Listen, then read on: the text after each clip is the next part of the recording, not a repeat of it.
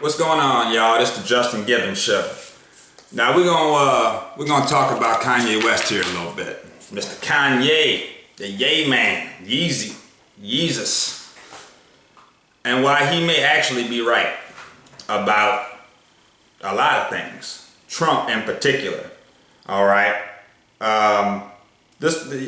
He was slaughtered in the media for saying that slavery sounded like a choice. 400 years of slavery, we're still in slavery. The 13th Amendment, which he just brought light to, says that you can still be a slave if you commit a crime.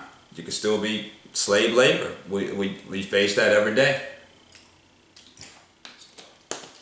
He's also being slayed in the media for taking Trump's side, which I just went through on another show on all the great things Trump has done, and this is just statistical facts. 3.3 million in new jobs, 5 trillion in new wealth for the US, 3.2 trillion for American families with this tax relief, 7 billion to rebuild the military, 81,000 illegal immigrants removed by ICE in 2017, 489 companies that were given bonuses and increased wages because of his tax cuts.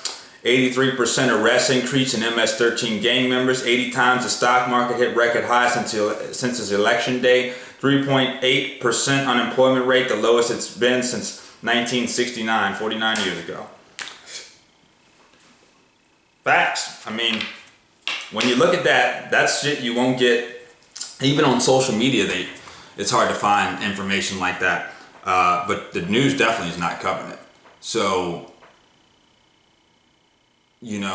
when you look at it that way, you could see why somebody like Kanye West ain't really a problem for him to support Trump.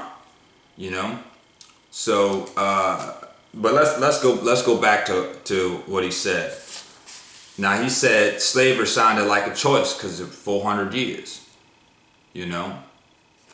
And in a lot of ways he's right. Because I speak to a lot of black people these days, and every time we bring up a slavery thing, they're like, I ain't no fucking way I'd do that. Ain't no way I'm having it. I wouldn't be no slave. They had to kill me. So, in effect, that's a choice you'll make. Give me freedom or give me death. That's the choice you make, and you will choose death, if not freedom. If they will not give you your freedom, you will take death. That's a choice. And I think that's what Kanye was trying to say. Maybe he didn't word it as good as I just did, but in effect, that's still the point he was getting at. Let's take, for instance, the Haitian Revolution. Yes, they are in poverty right now, but they won their revolution. They killed, I think, just about every light-skinned person that lived in their area, and that's why the Rastafari, that's what they were called, I believe, at the time. I could be wrong on that, but I could go into depth and look that up. There ain't no problem. I love history. I would go look this up and get more facts on it. Let's speak about how many slavery revolutions there were. How many do you hear about? One. That's really it. That's really like the main one. All the rest of them, if there were any rest of them, they were not big enough to make headlines. You hear about the Nat Turner Revolution. There was a movie that came out a couple of years ago, Birth of a Nation. That's pretty much the one revolution you hear about. Now you hear about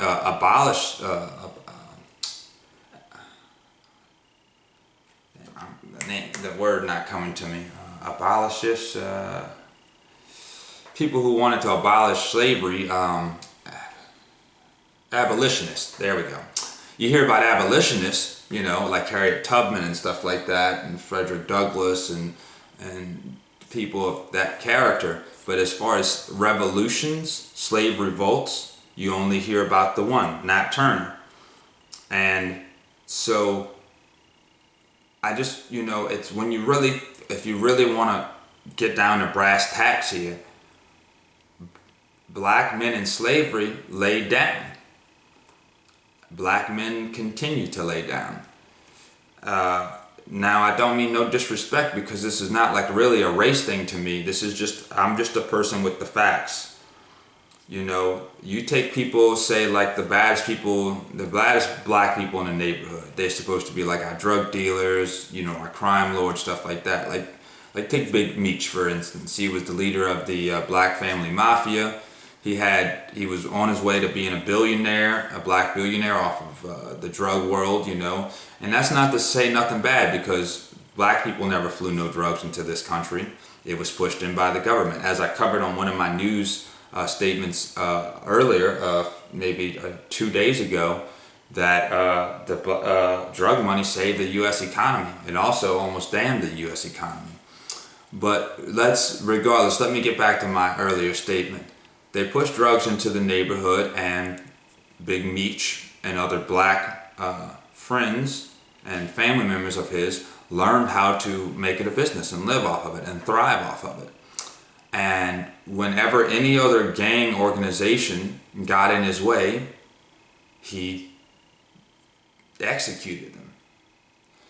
But as soon as the cops got involved, they all laid down. A lot of them snitched on each other, stuff like that. They had their chance. He had his army. He had the money. He did not revolt. And that has been the problem. And it's still going on. You know, I've worked at a place, and the black people, not just the black people, but some of the black men there would rather rat on their so-called friends, their co-workers, than stand up together and say, look, we're not going to take this shit. You working us too hard, or you not respecting us enough, or we want to raise. They would rather hurt their own fellow man. You know? So let's take another person into account. Pablo Escobar. When they said, Pablo Escobar, you are an enemy to the state, he said, oh, you think I'm an enemy now? You ain't seen nothing yet. I mean, Pablo Escobar, let's see here. He had judges executed, the vice president executed, over 1,000 police executed. When they challenged him, he said, give me freedom or give me death. And him and himself was executed. He'd rather die by the sword than live in chains. He revolted. So,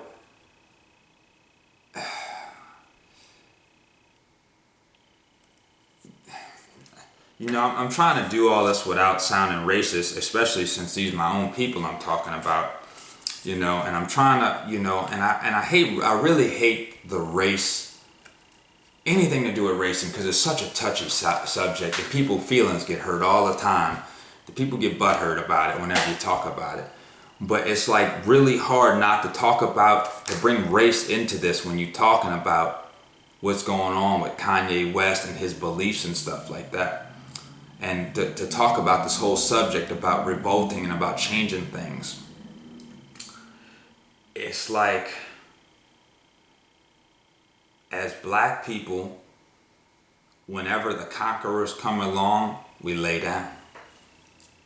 We say, conquer us. We just be like you'll see like some of the badass some of the most badass people on your block. When the cops pull up, they hit the knees already and put their hand lay down and stuff. Like before the cops even get out the car, they already done got in position.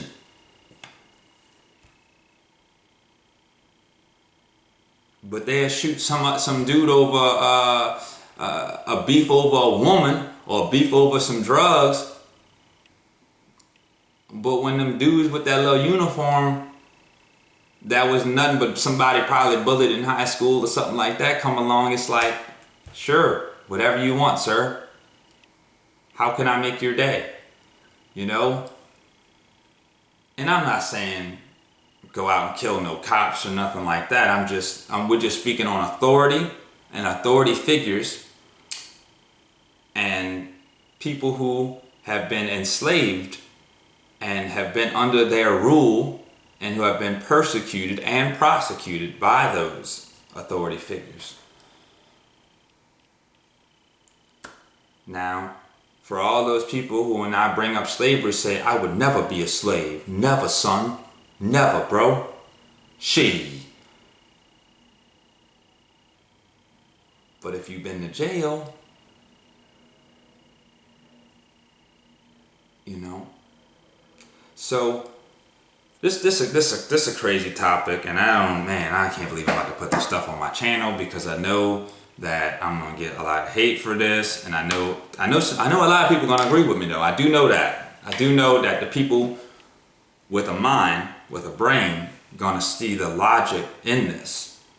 But I still know I'm gonna get some hate for this, and that's all right, because like Kanye, I'm not afraid of conflict. And that's the one thing that I really like about Kanye. He admires the conflict. He is like cool with it, you know. Now he does get butthurt sometimes about it himself and makes these crazy videos, but all in all, he's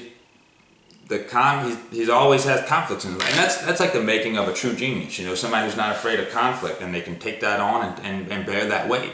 So I just want to say, Kanye West may not be as crazy as you think he is, you know?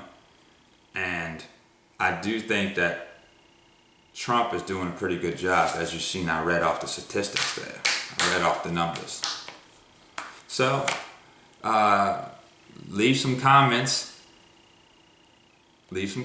And gosh, we will debate. You can come on the show. We can do it personally, if you know. So, all right, this is the Justin Gibbons Show, and I am your host, Justin Gibbons. Don't lay down for the authority figures. Stand up. Give me liberty or give me death. You know? So, we got this country over a 3% T-tax.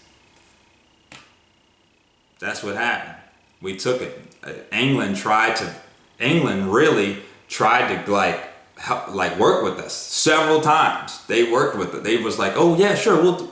And we was like, no, still not good enough. Still not good enough. We wanted the war.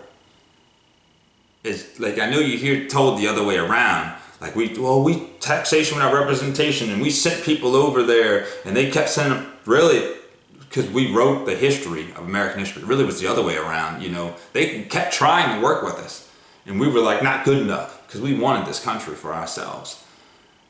You have to go against the grain sometimes. So this is the Justin Gibbons Show. These are for my patriots and my my revolters, my